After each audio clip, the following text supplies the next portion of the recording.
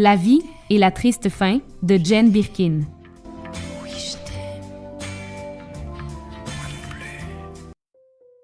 Née le 14 décembre 1946 dans le quartier de Marylebone à Londres, Jane Birkin est la fille de David Birkin, officier dans la Royal Navy, et de Judy Campbell, célèbre actrice anglaise. C'est donc tout naturellement qu'elle fait ses premières armes au cinéma. Elle découvre la caméra à 18 ans dans la comédie de Richard Lesté, Le Knack, et Comment la voir, puis elle enchaîne avec Blow Up l'année suivante, un drame réalisé par Michelangelo Antonioni. Les deux œuvres remportent une Palme d'Or à Cannes. Elle épouse le compositeur anglais John Barry avec lequel elle a une fille, Kate Barry, née en 1967, mais John, qui vient d'obtenir 2 Oscars, se concentre sur sa carrière. Les relations entre les jeunes époux deviennent de plus en plus compliquées. L'homme est d'un naturel volage, et 4 ans après leur union, il quitte la comédienne en devenir pour une autre femme et s'installe aux États-Unis. Désespérée, Jane Birkin retourne chez sa mère avec Kate sous le bras. En 1968, elle se décide à traverser la Manche pour rejoindre la France et jouer dans le film Slogan de Pierre Grimblat.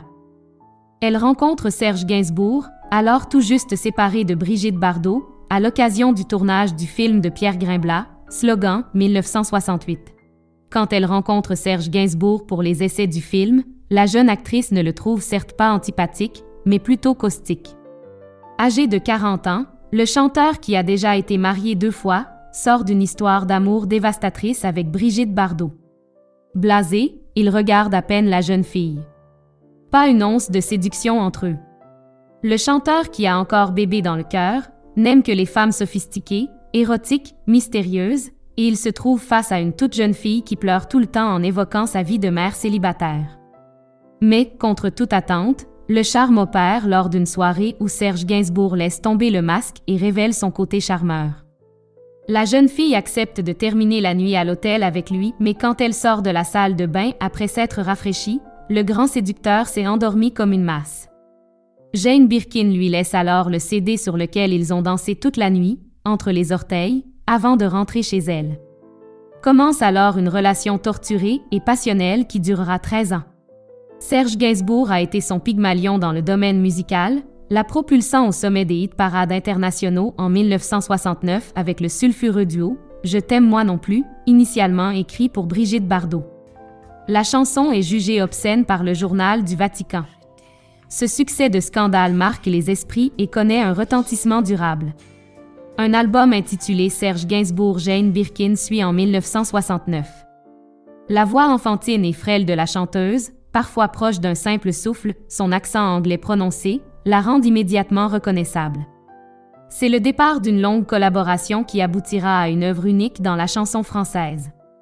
Plusieurs albums de Jane Birkin, composés par Serge Gainsbourg ou constitués de reprises de ses chansons, ont été certifiés disques d'or, dont Baby Alone in Babylon, 1983, et Arabesque, 2002. Durant les années entre 70 et 80, Jane Birkin enchaîne les albums studio et les prestations télévisées, notamment dans les shows de Mariti et Gilbert Carpentier. Serge Gainsbourg et Jane Birkin forment un couple très médiatique. Ensemble, ils ont une fille, Charlotte Gainsbourg, née en 1971. Mais à la fin des années 70, Jane Birkin quitte Serge Gainsbourg. Mais Jane l'actrice continue de séduire les Français sur le grand et le petit écran. Sa fantaisie et son accent charmeur, dont elle ne s'est jamais défait, lui permettent de briller dans un registre comique, comme dans La moutarde me monte au nez, sorti en 1975. L'année 1980 marque un tournant pour l'actrice qui privilégie le cinéma d'auteur, après avoir joué sous la direction de Jacques Doyon dans La fille prodigue. Elle prouve qu'elle est capable de jouer dans des registres différents, et dès lors, des réalisateurs comme Patrice Lecomte, Agnès Varda ou Jean-Luc Godard commencent à lui proposer des rôles. Elle devient, de 1980 à 1992, la compagne du réalisateur Jacques Doyon, avec lequel elle a une fille, Lou Doyon, née le 4 septembre 1982. 82, c'est aussi l'année du lancement du sac Birkin, l'un des succès notables de la marque Hermès.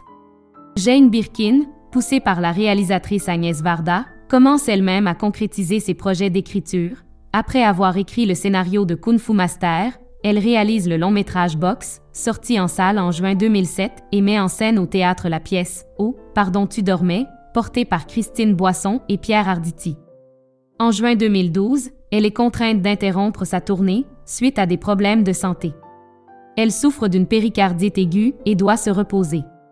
Le 11 décembre 2013, elle perd sa fille aînée, Kate, qui meurt en chutant du 4e étage de son immeuble. En mars 2017, elle révèle avoir été soignée pour une leucémie. Le 6 septembre 2021, un communiqué de son agent indique que l'actrice annule sa participation au Festival de Deauville car elle a été victime d'un AVC quelques jours plus tôt. Mais le 16 juillet 2023, Jane Birkin est retrouvée sans vie à son domicile parisien. Elle avait 76 ans.